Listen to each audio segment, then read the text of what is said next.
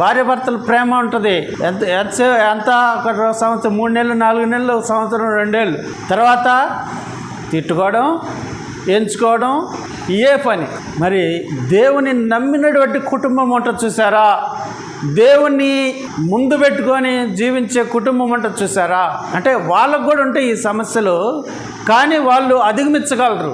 మౌనంతో కొన్నిసార్లు కూర్చొని మాట్లాడుకొని, కొన్నిసార్లు యేసు ప్రభు ఇదేనా చెప్పిందని భార్య భర్తను అడగచ్చు, భర్త భార్యను అడగచ్చు.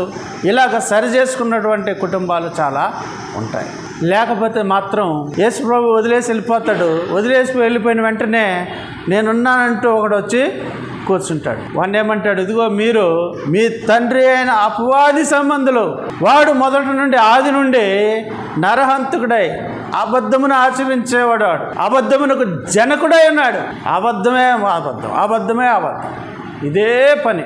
దీన్ని నీకు బాగా సమృద్ధిగా ఇస్తాడు అబద్ధాన్ని. నీకు ఆ అబద్ధాన్ని నువ్వు అధిగమించలేవు. ఎప్పుడైతే యేసు ప్రభువులోకి రావాలని మనం కోరుకుంటామో అప్పుడు ఆయన కలుగజేసుకుంటాడు. అందుకని యేసు ప్రభు ఏమంటాడంటే, వానిని నా తండ్రి ఆకర్షించేదేనే కానీ ఎవడును నా యొద్దకు రాడు అంటున్నాడు.